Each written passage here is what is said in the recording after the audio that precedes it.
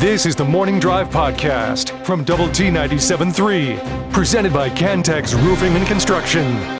I'm Mike Hebert, owner of Cantex Roofing and Construction. Every day is game day, and we'll get it right when it comes to your roofing, construction, windows, and mirrors. Call Cantex Roofing and Construction today. Together, we are one serving you. Hey, good morning and welcome to Monday. It is the Morning Drive on Lubbock Sports Station, Double T 97.3 and Double T 97.3.com with Jamie Lent and Brennan Rikers in for Jeff this morning. I'm Chuck Heinz. It is great to have you with us today. We come to you from the First United Bank studio. Take your thoughts, comments, reactions to the long weekend of sports on the Yates Flooring Center chat line. Visual Edge IT hotline is open too at 806-771-0973. You're going to play for a championship on Saturday, Jamie. How's that sound? That's right, and I don't know why we called it a long weekend. That was a good weekend. It was a good weekend. Well, I mean, just long in terms of folks having time off and I get you. Getting to spend time with their family and things along those lines. I get you. I understand. Yes, you are going to play for a championship. That is awesome. 49-0 over West Virginia on Saturday, and frankly, it was never a contest. I mean, you had you scored early and often, and your defense shut them out. Second shutout in the Big 12 this year, and you get your 11th win. Matches what you did in 2008, and also in 53 and 73. But the 08 is a regular season number, as long with this one here. So, man, it's been some kind of season, and it is not over yet by any stretch of the imagination. Both those things are accurate. Yeah, right. It has been some kind of season, and no, it's not over. Yeah. Nope. Baron Morton went 25 of 32, 310 yards, 3 touchdowns. And, man, was it good to see Terrence Carter back in the field of play and, making significant contributions. 10 catches, 98 yards.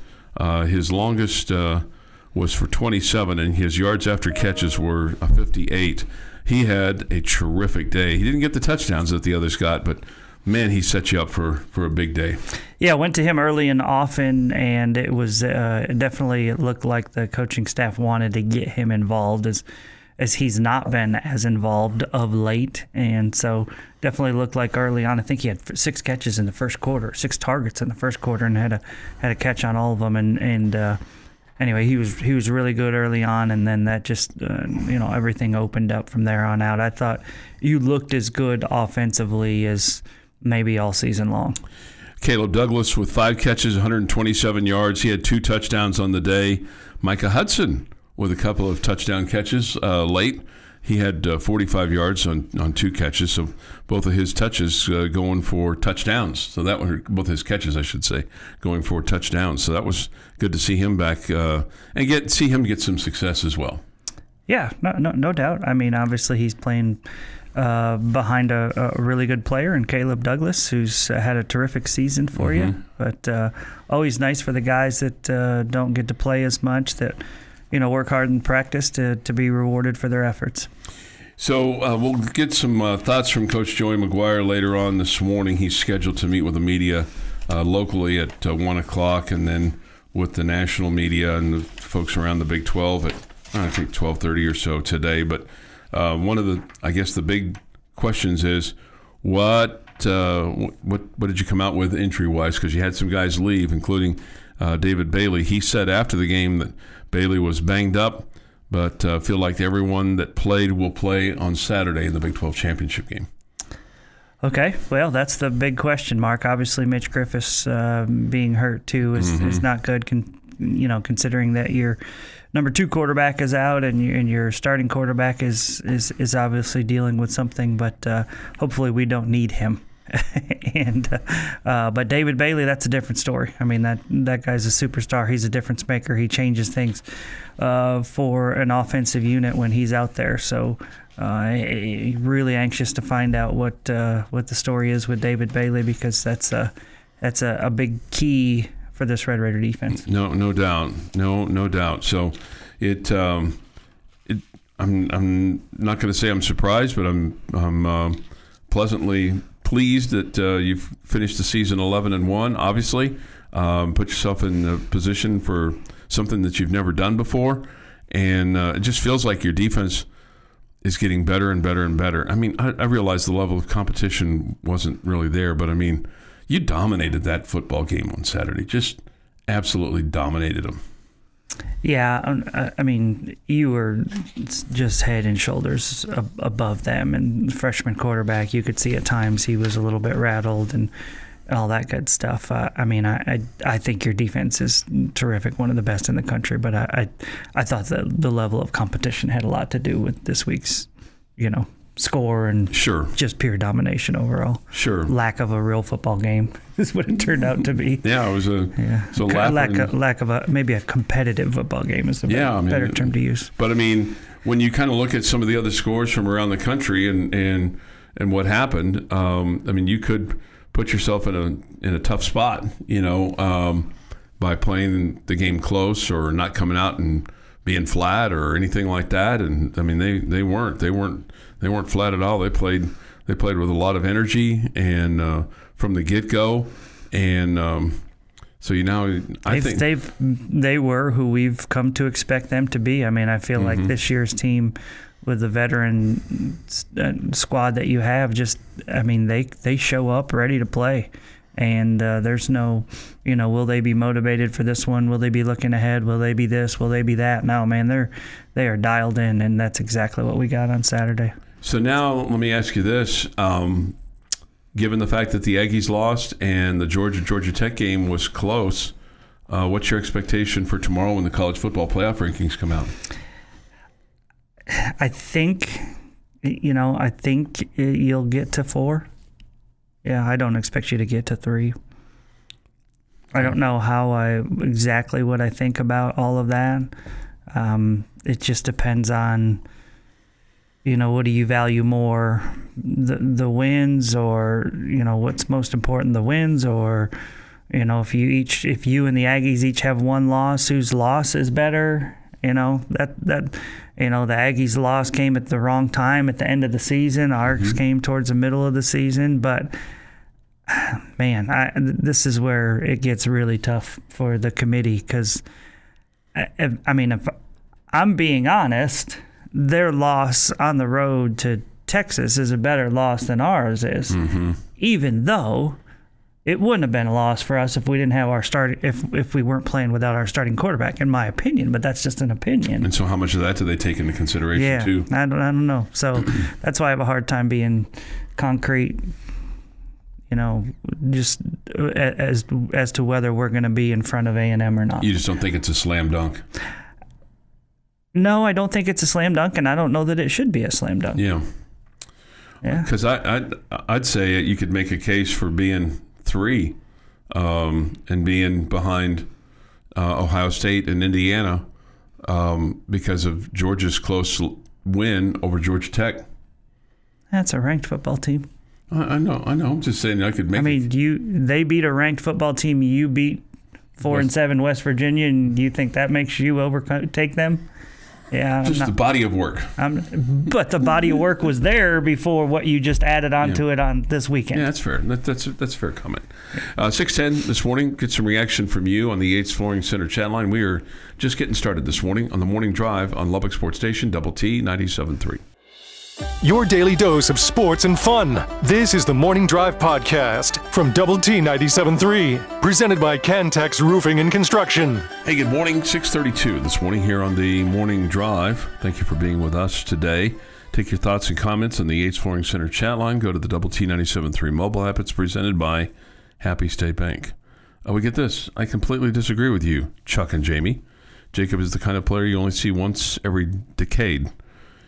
He deserves every opportunity to make a real run at the Heisman. Okay, I think he is. I agree with Jamie on it, and I just wouldn't have want that done to us.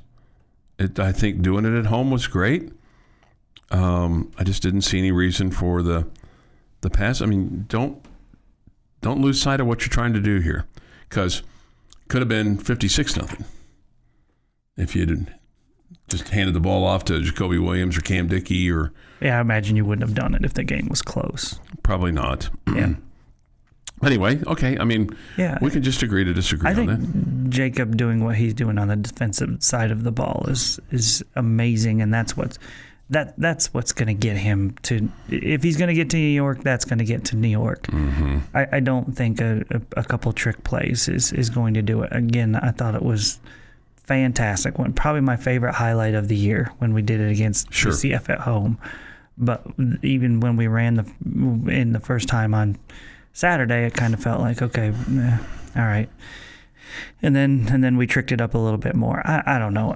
And again, you can call me a fun sucker. That's fair. I've been called it a million times before. So, if the shoe fits, wear it. Okay, that's fine. I am a don't rub it into your opponent kind of guy, and that felt like a little bit like a. And if we were in that situation, what was the score when we threw was it 21-0, 28-0 when we attempted the throw? I think it was 21. Yeah, I probably would have been like, okay, now you're just kind of messing around with us here. Mm-hmm. Let's see here. This is from Chalupa. But again, I will say this: I can't appreciate enough them doing everything they can to try to highlight Jacob Rodriguez, because him getting to New York would be so much fun, and the story is obviously fantastic, and he's everything that we love about people from West Texas, and his grit and his fight and his personality and who his wife is, and it's so funny coming here without a scholarship. It's so funny to me that the TV networks tell the story every week.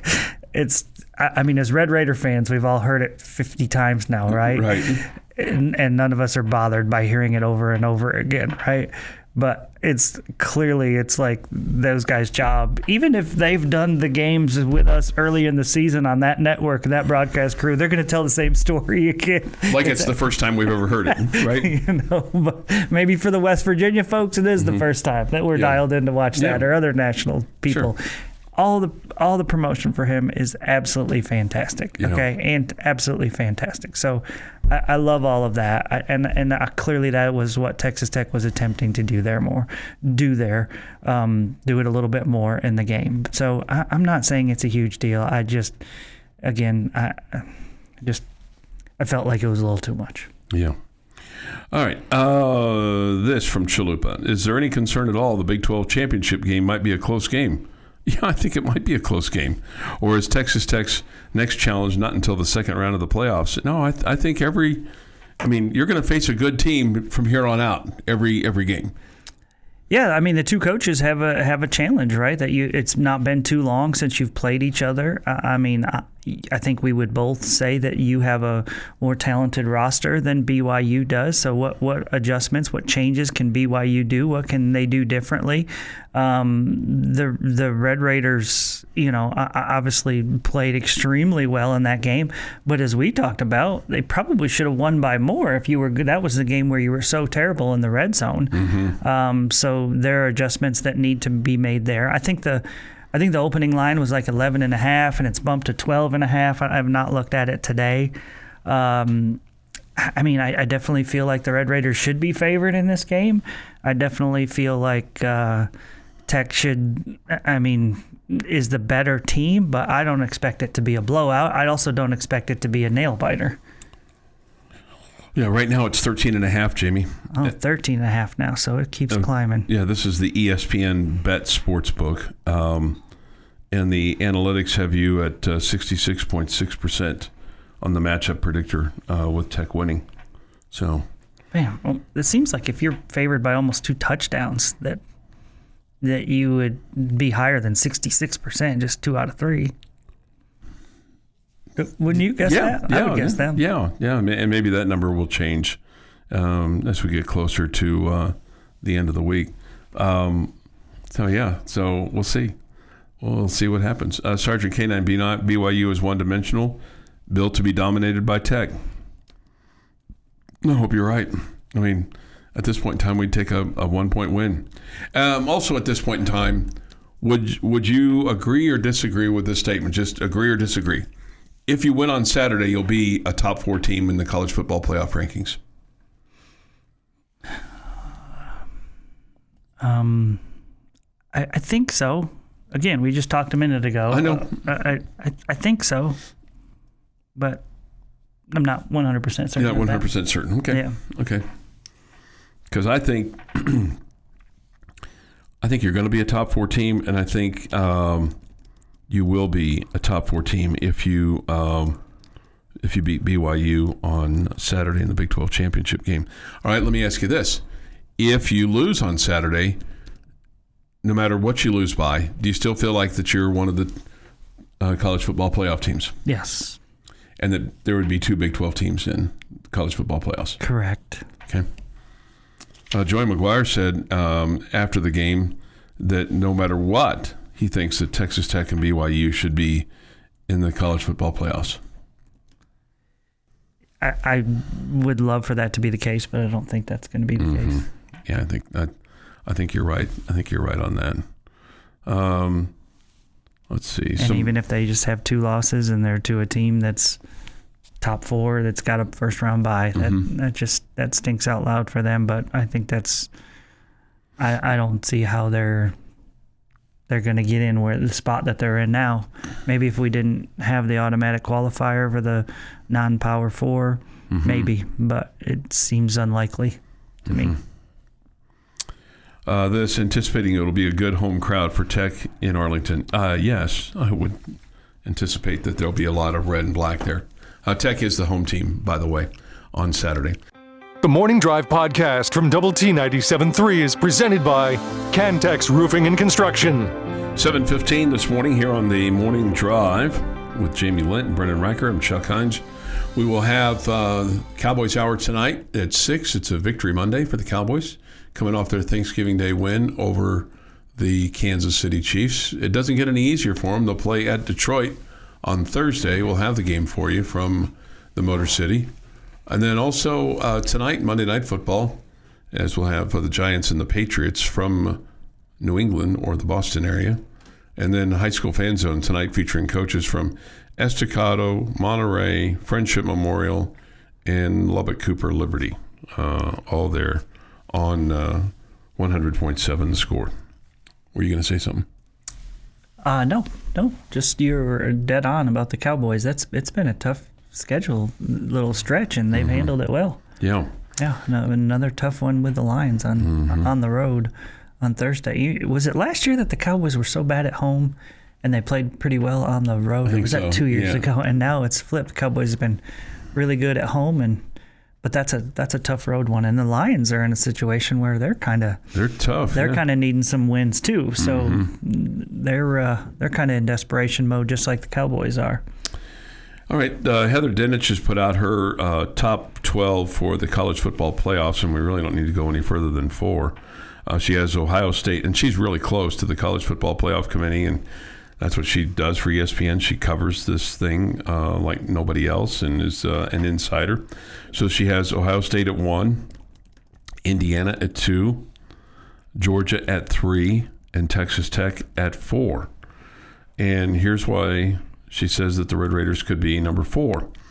The Red Raiders brought the sledgehammer down on West Virginia. I like that, especially since Dana Holgerson used to kind of have a sledgehammer on the sideline when we played West Virginia when he was the coach there.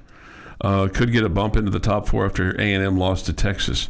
The committee has been impressed this season with the Red Raiders' consistent dominance, ranking number 2 in the country with an average point margin of 30.4 points per game.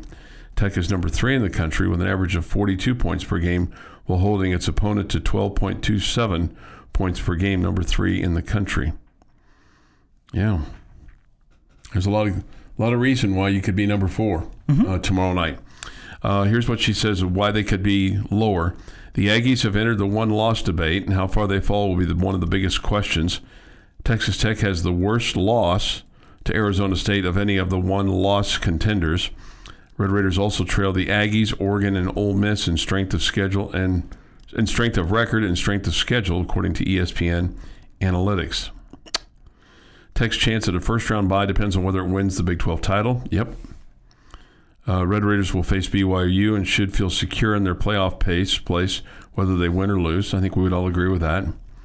The win over West Virginia gives them a cushion, even as a 2-loss Big 12 runner-up. No one else in the country could claim a regular season win against the eventual Big 12 champs in that scenario. Okay? So I think at the worst, you're hosting a game on December 19th or 20th. Would you be mad? The worst? You don't think you could slip to 9? Yeah, maybe so. It just kind of depends on what happens with everybody else. Right. But you're probably right on that. I would think you would slip, depending on what happens. That's fair to say in there. Mm-hmm. But obviously, everything's depending on what happens with other teams. But I feel like you would slip to 9. I just have this feeling, and it's not like I've watched all their games or not, but I just have this feeling that Ohio State is just going to wax Indiana. I mean, like 17 or more. I don't know. Indiana's been really good too. Although they've had feels like of late they've had some closer ones. They haven't been as impressive. But they beat up on somebody the other day. I can't remember. I mean, I even forgot they were playing. I mean, Georgia's going to face Alabama. That's no easy task for them. I mean, in the SEC championship game, what if Alabama beats them? I mean, you could make a case for yourself to climb from number 5, where you are right now technically, to 4, 3, or 2 when it's all said and done. Possible. You know, depending on how bad that Ohio State beats Indiana, and you know what happens with Georgia and Alabama. I think I'd feel more confident with Alabama if Nick Saban were coaching them. It just feels like he had their number. I'm going to be Billy Bitter if Oregon jumps you. I don't know. For some reason, I just don't feel like that they should jump you. What would they have done there? Give reason for them to jump you? Well, they're 11-1 as well. They had a win at Washington. This is what Heather Dinich says. They've impressed the committee with its top 5 ranking in offense and defensive efficiency. Oregon's only loss is to the Big Ten champions. It's one small factor that could help the committee distinguish the one-loss teams. Oregon's loss to Indiana would likely be viewed as better than Tech's defeat to Arizona State and A&M's loss to Texas. Who are Oregon's good wins? I'd have to look that up here. Iowa and USC. They did beat Penn State in double overtime when Penn State was number 3, but Obviously we know Penn State is not a top 3 team in the country. And that was like an overtime or double overtime game, right? Yes. You know, so they were fortunate to win that game. I would really say their best win is at Iowa, because I don't think USC is really a top 25 team. Mm-hmm. Yeah. So, at any rate, we'll see. And then number 6 on her list is A&M, is where she has A&M. She has the Aggies going from 3 to 6. Mm-hmm. And then Ole Miss at number 7. Do you think Ole Miss is going to be penalized for Lane Kiffin leaving to go to LSU, or do you think the whole messiness of that whole thing, the fact that they elevated their defensive coordinator, the fact that they won the Egg Bowl, the fact that they're 11-1, have their team intact, they just don't have their head coach and their offensive coordinator and a lot of their offensive staff? I feel like they shouldn't knock them down a peg. Mm-hmm. I don't know if they will or not, because it feels like a pretty fired up and motivated team. Yes. Yeah. Yes. It's not like they're sitting around sucking their thumbs going, oh, we lost Lane Kiffin. What a mess that was. What a just absolute mess all weekend long. And, I mean, I get it. I mean, but he could have made that break a lot cleaner, but that's not how he does things. I mean, every time he leaves a team, it seems to be really, really messy. He either gets fired or, you know, something weird happens, and, you know, now he's off to LSU, and he told his offensive staff. I mean, he must have gone down the hall and talked to Chris Beard about this. Hey, get on the plane or you're not coming with me. It was as messy as it could be, pretty much. Yeah. It felt like just drama all over the place. It was very Lane Kiffin-esque, and it's funny because I've kind of turned from a hater to kind of appreciating him a little bit, and right back to school number one that I'm rooting hard against right now is LSU. I mean, the craziness of the way he handled things and the craziness of their governor over getting rid of the last coach and all that. Boy, that's a team that's easy to root against right now. Absolutely. And look, if I'm Ole Miss, I got no problem with them telling Lane Kiffin to kick rocks. I mean, you've left. You've made your decision. Go coach your new team. It's interesting because North Texas and Tulane, both of those coaches are leaving. They'll play each other probably for the right to play in the college football playoffs. And both of those coaches handled things really, really well and said to their employer, I want to keep coaching. And their employer said, okay, we're going to let you keep coaching. Eric Morris at North Texas and the guy at Tulane who's headed off to Florida. So, but I don't have any problem with Ole Miss saying, no, you're going to be coaching our competitor? No, we're done. You're done. 7:25. Jamie's question of the day is next. This is the Morning Drive Podcast from Double T 97.3, presented by Cantex Roofing and Construction. Next, Jamie's question of the day. Jamie's question of the day on Double T 97.3 is brought to you by Connecticut of West Texas. Okay, this one is wide open. Okay. Guarantee you can't get this one wrong. Okay. Wide open. We're talking Red Raider football, as we should.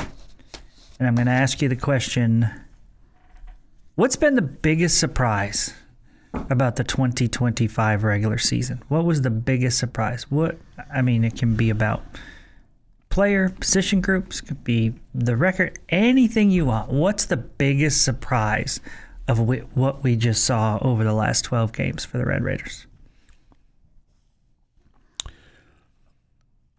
I think it's the complete and utter domination of the defense. I mean, the early games don't really count. Those are the but games. But in the Big 12, you have continued to dominate at a level where you're just not giving up any points. And you're getting off the field and you're putting pressure on the quarterback. And you haven't given up a ton of explosive plays and haven't really ever, with the exception of, and even the Arizona State game, you only gave up 26 points in that game. I think that was what they had. But anyway, the bottom line is, for me, I think it's just and I know you paid for it, but it came to fruition too, the domination of the defense. Okay. I think the biggest surprise for me is just how Texas Tech has been able to show up week in to week out, in the sense that, okay, coming up, we got a big game. When's typical Tech going to show up? When are they going to have a letdown? And even in your game against Arizona State, look, you're playing a backup quarterback. You're on the road against a team that has found themselves ranked in the top 25 this season, 8-4 after their quarterback got hurt, out for the season, and some injuries with Jordan Tyson. So even in your one loss on the season, defense showed up. Offense wasn't quite there, and yet still had you in an opportunity to win that football game on the road against Arizona State. So it's just so surprising. I guess not surprising, but just to me, it's amazing how this team has been able to not have a letdown, especially against lesser opponents. And not only that, they put their foot on the gas and don't look back in most of these games. All right, I'm going with just utter dominance, period. The fact that you played one close game, the fact that you had 11 wins where you won by more than 20 points, I mean, you just blew teams out. You had the one close game that you lost, and again, that would have been, I think most of us believe, would be a bit different story if you had your starting quarterback, but just that you won so many games by large margins. BYU's a good football team, and you cruise past them. Never felt like it was a game here. I mean, Utah, it was a game for, 2.5 to 3 quarters. Mm-hmm. But then you just blew past them in the fourth quarter, and it just feels like we had one time this year where there was some, potential to chew on a nail there. The rest of them, there were no nail biters involved. I mean, you just blew teams out. And that's a credit to the dominance that you talked about on defense, Chuck, but also on the offensive side of the ball as well. When you got rolling, you couldn't be stopped. So to me, just the way that you, again, that stat that you're the 6th team in 100 years of college football to win 11 games by 20 or more points, that's crazy. It is crazy. It is. I mean, it's just... Does that scare you heading into the postseason? How will we respond in a tight game? I mean, that's what the naysayers would say, right? Yeah, and Rob and I talked about that a little bit on Saturday. Maybe just a little bit, but I would say it concerns me. It just makes me wonder how you would respond and things like that. Because there's nothing that says that we won't respond well. Mm-hmm. No, I mean it's interesting because you have these offensive-minded coaches, whether it's a guy like Lane Kiffin or Lincoln Riley or others, that they've never really had good defenses or have never been committed to having a good defense. And here you are, you're committed to having a great defense, and you're getting turnovers, and you're getting points off turnovers, and you have 100 points off turnovers this year compared to your opponent with 28. So your offense is taking care of the ball, your defense is taking away the ball, and then your offense is converted on that and been able to, really play complementary football. I mean, you're averaging 43 points a game, and you're averaging giving up 11. Now, if you took out the first 3 weeks, it'd be a little bit different, but not a whole lot.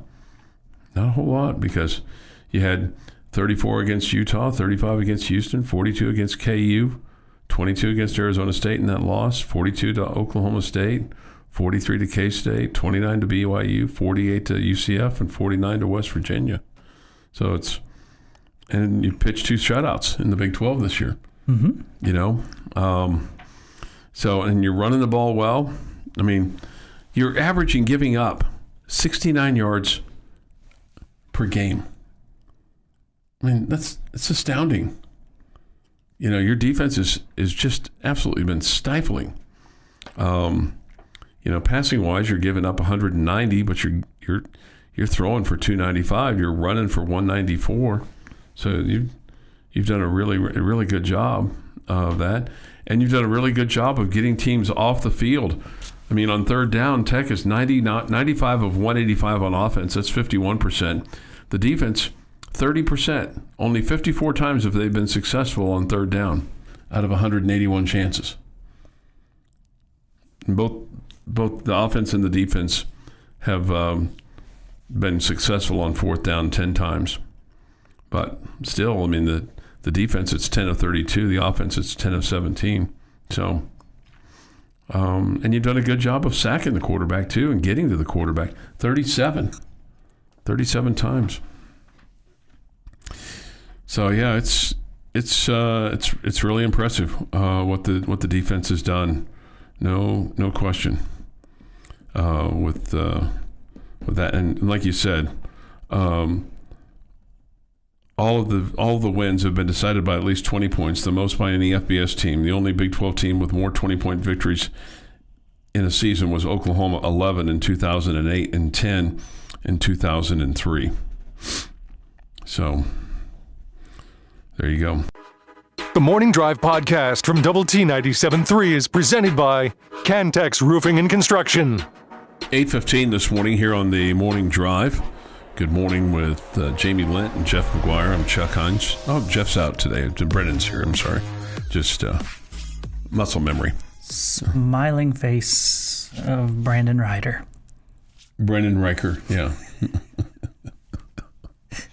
Happens to the best of us. Split personalities. He's all over the place. Mm-hmm. Yeah. Man of many names. The early signing period begins on Wednesday. It's crazy for football.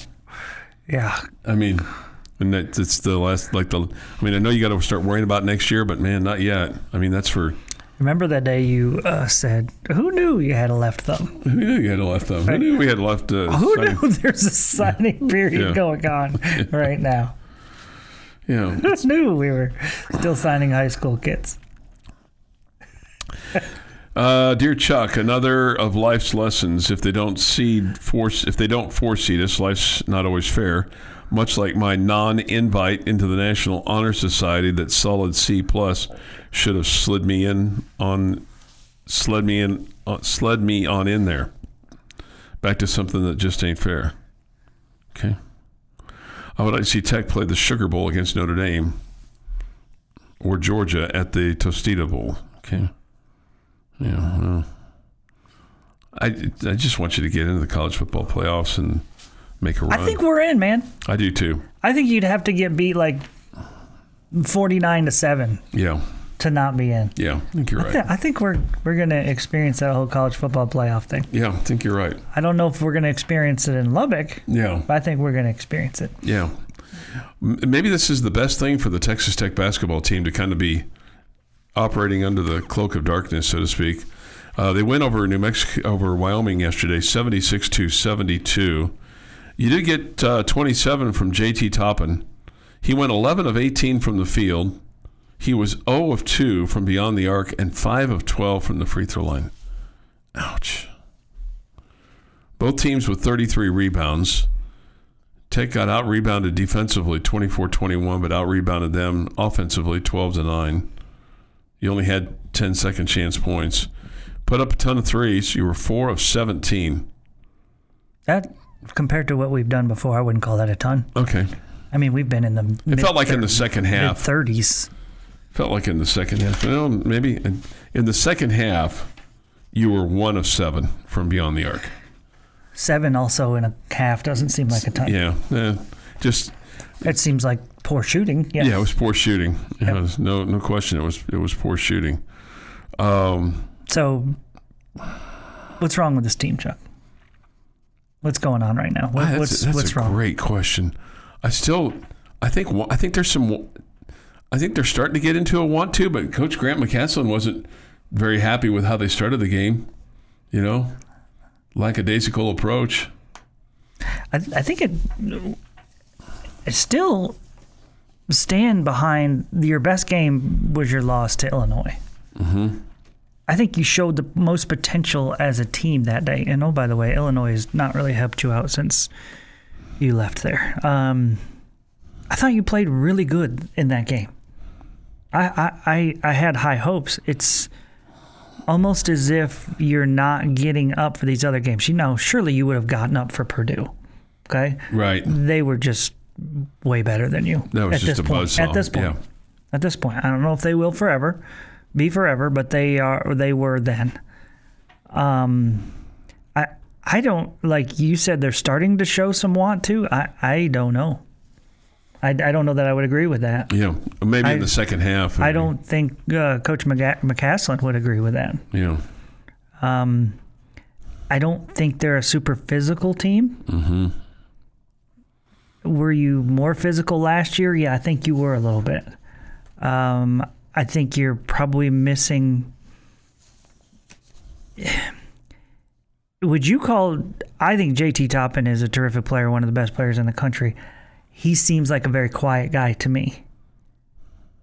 I don't know that you would want him as your superstar to be your leader. Mm-hmm. I feel like maybe you're missing Chance McMillan's voice a little bit on this team. Or somebody's. I don't know that JT or Christian Anderson, who are dynamite players, are those guys. And when your other veterans are newcomers, it's hard for them to come in and be leaders right away. Yeah. And so I do question a little bit the leadership, like who's a vocal leader on that team that's getting after guys, that I think you had some of with Chance last year. Setting the tone, all that kind of stuff. Yeah. Yeah. So I don't know. This team just looks. I mean, I still look at your pieces and say, this is a talented group. Okay. Which leads me to believe that ultimately that'll turn to you being really good at some point of the season. right now, I don't think we're seeing that. I don't think. I mean, Lawan played a lot better yesterday than maybe we had seen him in some recent games, so that was good to see. But it's just not clicking. Mm-hmm. It's just not clicking, and I don't know. I think there's some physical and mental toughness that Coach McCasland would like to see more of from his team. And again, it's early still. It's still early. But what is there, only 5 games left before we get to Big 12 play? It's not that early. Yeah, it's not that early. And you got some tougher games coming in front of you. Mm-hmm. And maybe that is exactly what you need. Maybe that'll, up the ante a little bit, and you'll see this team start to dial it in a little bit more.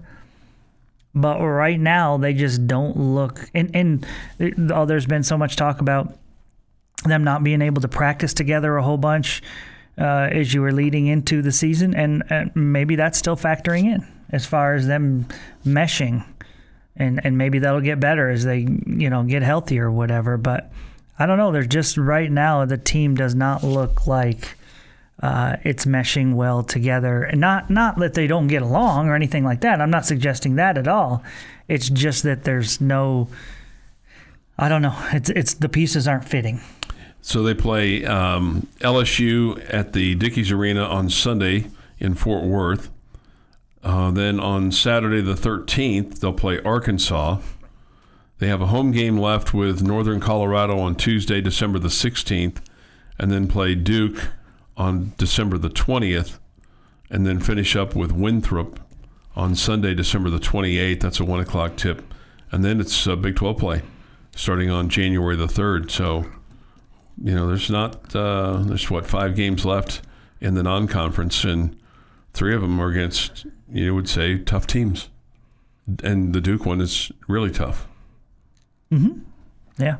What were you smiling at? Shane's comment about you being loud. Chuck is loud and you are not. Do you want Chuck to be your leader? Asking for a friend. Ask Brandon over there, What kind of leader do you want, Brandon? You want a loud one or quiet one? I want a solid leader. That's what I want. Solid leader who knows when to use that voice and knows when to be a little quiet. Okay, so he's currently not getting that from us, Chuck. Yeah. Well. Shane, I take it that you would probably prefer Jamie as your leader, and that's probably everybody here would probably prefer that. It's funny when you say the term as my leader. It makes you sound like you're some sort of alien or something. Take me to your leader. Yeah. This basketball team looks your Chuck. Slightly soft rebounding and points in the paint. They had 38 of their 76 in the paint, but yeah, it does seem like they're reluctant to go inside. And it seems like they settle a lot from the outside. And you don't get a whole lot of offensive rebounds. I mean, you had 12.